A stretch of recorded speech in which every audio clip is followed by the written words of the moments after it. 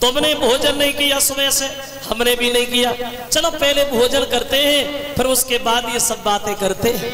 अम्मा अपने बच्चे को बहलाने लगी, भुलाने लगी और बोली, तो मैया बोली रोटी खाए ले, और मैं सब्जी मांग के लाती हूँ।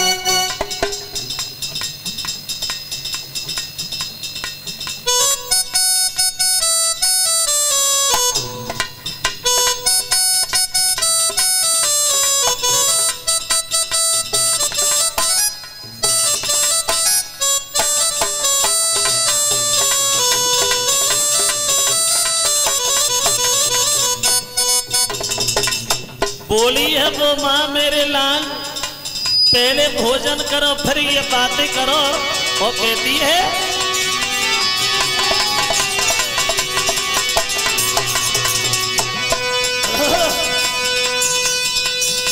मैया बोली रोटी खाइए, अरे मैं सब्जी मांग के लाती,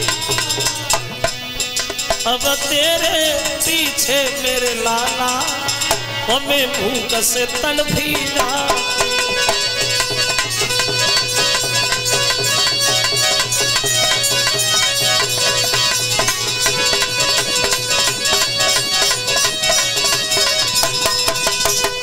उत्तर दिया है पुत्र ध्रुव, पहले भोजन करो तब ये सब बातें करेंगे।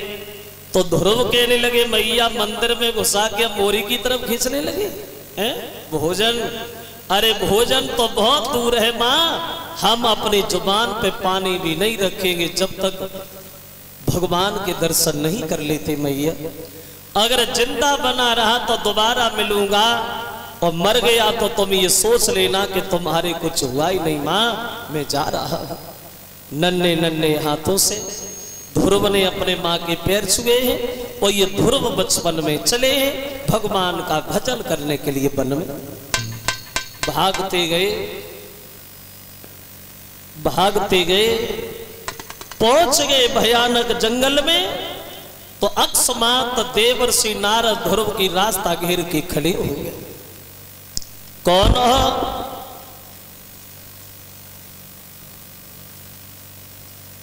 पागलों की तरह भागते जा रहे हो, तुम्हें ये पता नहीं बड़ा भयानक जंगल है, जीवधारी भयानक, कोई शेर तुम्हें उठा ले जाएगा, कोई सर तुम्हें डस लेगा, आगे नहीं बढ़ो पीछे वापस चले जाओ। तो ध्रुव खड़े हो गए, कहने लगे बाबा जी हम तो भगवान को ढूंढने आए।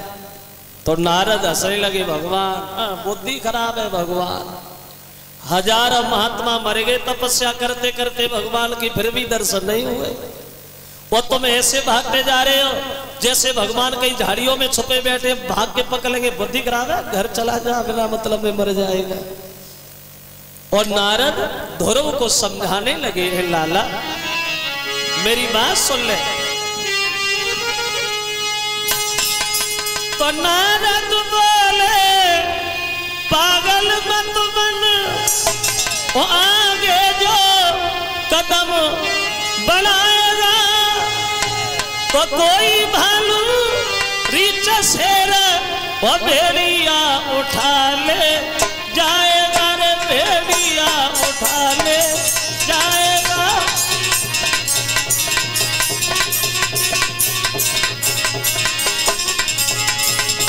बोले जिस माने तुझको जन्म दिया वो कैसे घर रह पाएगी और खबर पड़ेगी पाकर के वो घर में प्राण गवावेगी वो घर में जाने।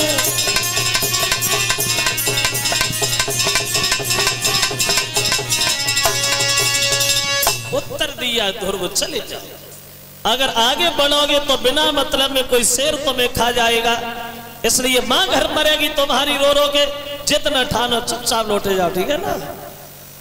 तो ध्रुव बोले बाबा जी लगता है तुम भगवान के भक्त तो हो लेकिन भगवान के भक्त नहीं हो। मैं तुझे ढोंगी दिखाई दे रहा। बोले मैंने कब कहा बाबा ढोंगी हो, लेकिन मेरी माँ ने कहा है भगवान बड़े दयालु हैं। जब कोई शेर हमें खाने आएगा, जब कोई सर्प हमें डसने आएगा तो क्या भगवान देखते ही रहेंगे, हमें भाग के बचा लेंगे बाबा, भाग के। जो नारद ने ध्रुव के ये शब्द सुने तो ध्रुव को गोद उठा लिया। धन्य है मेरे लाल, इतना अटूट विश्वास भगवान के नाम पे। तो अब हमें यकीन है तुम्हें दर्शन अवश्य होंगे, क्योंकि विश्वास में ही भगवान होते हैं। एक बात बताओ ध्रुव, जब भगवान को ढूंढने आई हो तुम यहाँ तो तुमने अपने गुरु किए? तो ध्रुव ने उत्तर दिया बाबा जी ये गुरु क्या होता है मैं तो जानता नहीं। तो नारद जी बोले बिना गुरु के दर्शन नहीं होंगे, गुरु बहुत जरूरी। तो ध्रुव बोले प्रभु हम गुरु किन्हें बनाए, किन्हें ढूंढने जाए वन में, अब आप मिल ही गए तो आप ही हमारे गुरु बन जाओ। अब नारद ध्रुव के गुरु बने और एक द्वादश मंत्र दिया है ध्रुव को, ओम नमो भगवते वासुदेवाय। बोले बेटा इसी मंत्र का जाप करना, बहुत मुसीबत आएगी तुम्हारे सामने, लेकिन मुसीबत को मुसीबत नहीं समझना, लगे रहना अपने काम में, तुम्हें भगवान के दर्शन अवश्य होंगे। एक बात और बताओगे क्या, जब भगवान तुम्हारे सामने आएंगे तो तुम भगवान को पहचान लोगे? तो ध्रुव बोले बाबा जी हमने कहा देखे भगवान है? अरे आप गुरु हो, आप गुरु बन गए हो तो आप बताओ कैसे भगवान। तो नारद बोले सुनो ध्रुव, चार भुजाएं होंगी भगवान, शंख चक्र गदा पद्म उनके हाथ में होगा, घुंघराले बाल गालों पे ऐसे लटक रहे होंगे जैसे मानो मड़े वाले पर्वत पर नागरियां खेल खेल रही हो, और वो चेहरा सूर्य की भांति चमक रहा होगा, बिजली की भांति दांत दमक रहे होंगे।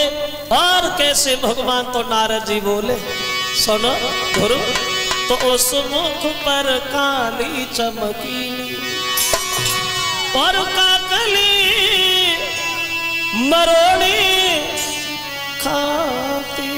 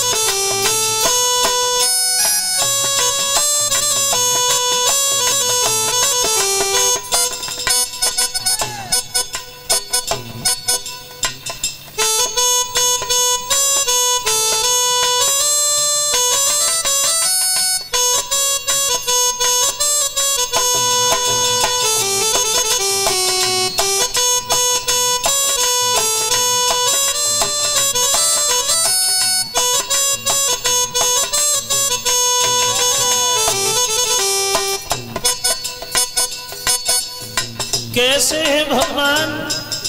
तो नारद समझाने लगे पुत्र ध्रुव हमारी बात समझो, और बोले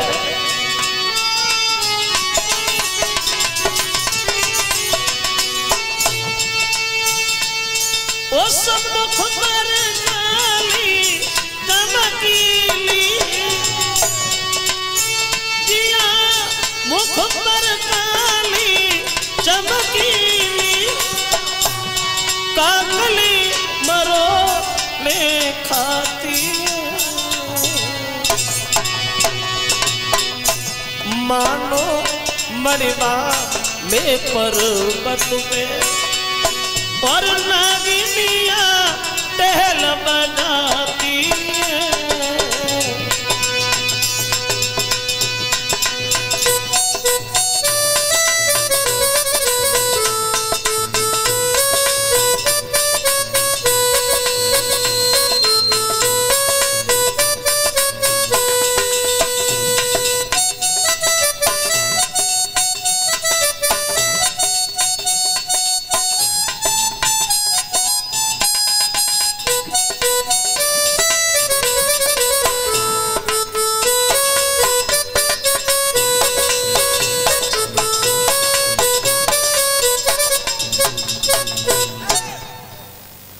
ये तस्वीर जब तुम्हारे नजरों के सामने आ जाए समझ लेना कि जय भगवान है।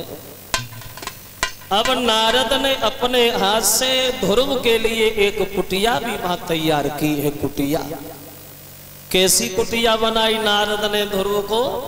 वह कुटिया ऐसी बनाई, वह कुटिया कैसी बनाई, वह कुटिया ऐसी बनाई, वह कुटिया रे वो कुटिया क्या है कि वो ध्रुव की छोटी परल कुटी यमुना तट पे दिखलाती है, जिसके चारों दिस खिली भई फुलवारी शोभा पाती है।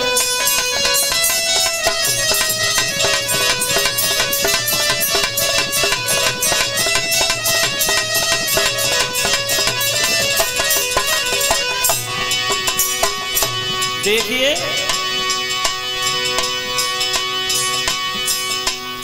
कैसी कुटिया बनी है। नारद ने जो कुटिया तैयार की है, ए बनी है मनुकता रही है सुगंध छाए हरे भरे पे लगा बेले रही ले राय सुंदर से भूलगा बोला रही और ठंडी ठंडी चलती समीर यमुना के तीर, ठंडी ठंडी चलती समीर यमुना के तीर।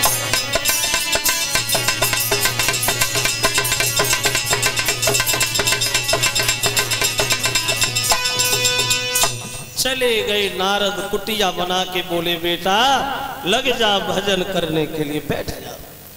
अब ध्रुव तपस्या करने के लिए मां बैठ गई। तो धीरे धीरे भगवान का कीर्तन गुणगान करने लगे हैं। ध्रुव भगवान का गीत गाने लगे।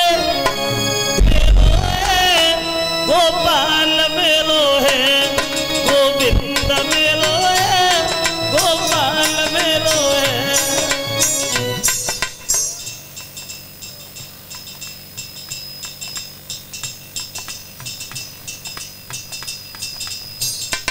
सब लोग धीरे धीरे बोलेंगे गोविंद मेरो है गोपाल मेरो है गोविंद मेरो है गोपाल मेरो है।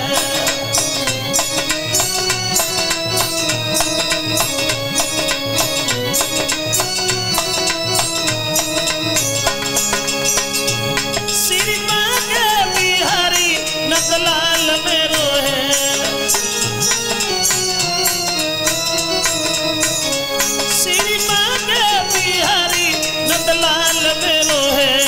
गोविंद मेरो है गोपाल मेरो है गोविंद मेरो है गोपाल मेरो है।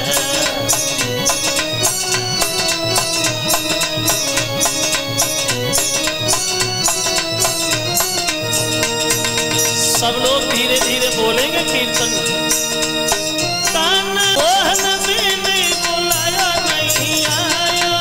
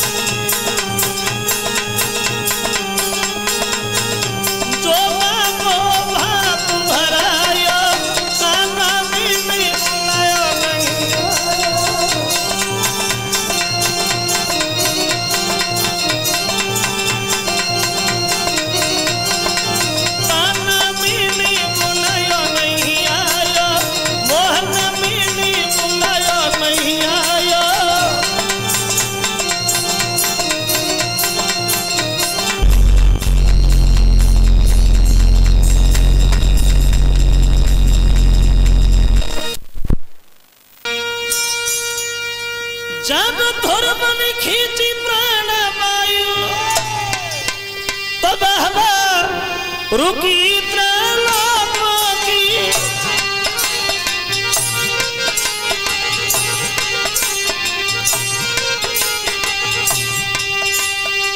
पहराम पड़ा ब्रह्मांड हिला दम घुटने लगी प्राणियों की।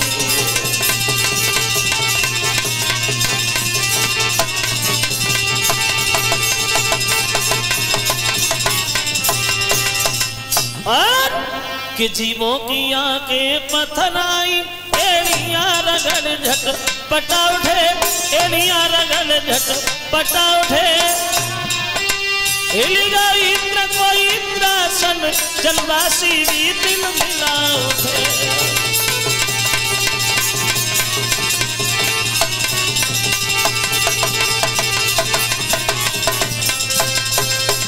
चारों तरफ कोहराम मच गया, भगवान को तनिक आराम नहीं मिला।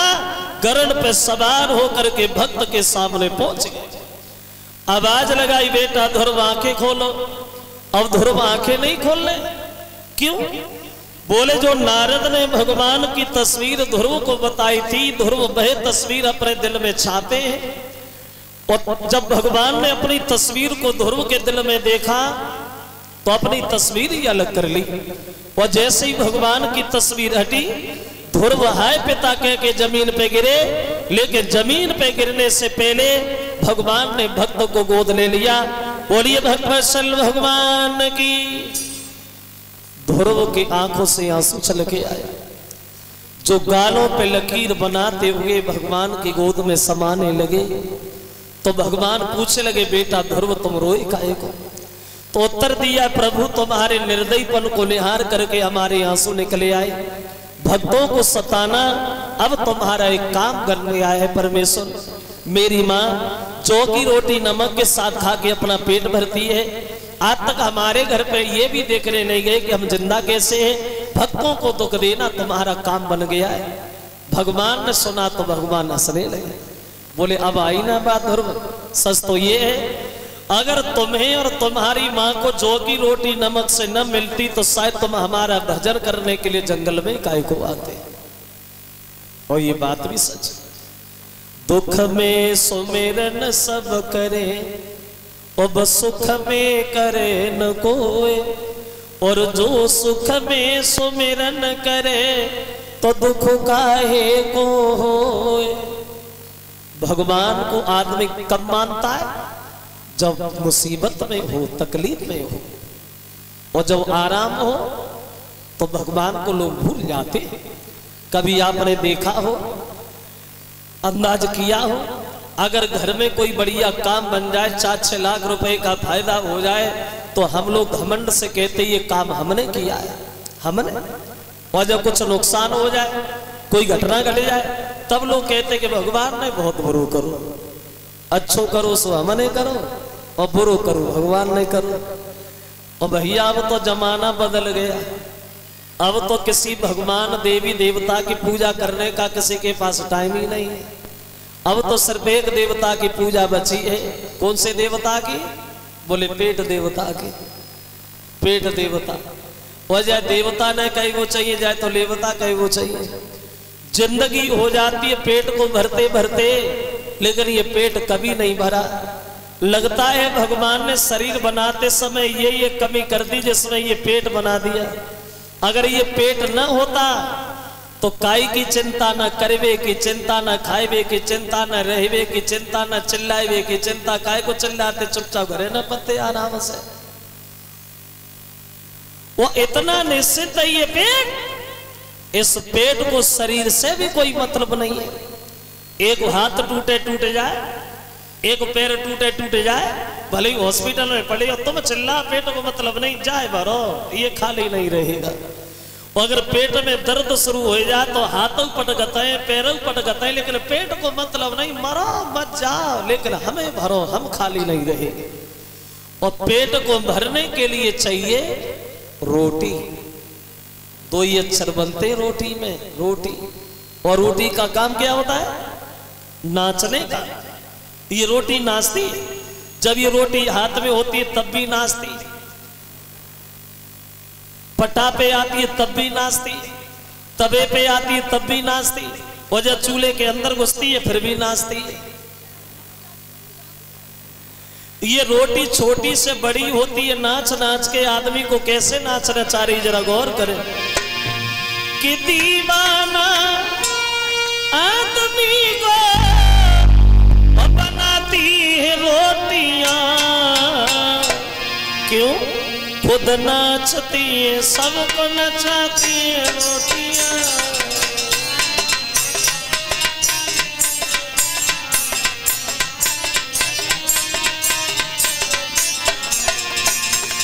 जरा गौर करें, रोटी के लिए कौन क्या काम नहीं करता, रोटी के लिए इंसान झूठ बोलता, भाई का दुश्मन भाई है रोटी के लिए, पंच कहीं पे अन्यायी है रोटी के लिए, बहू सास में लड़ाई है रोटी के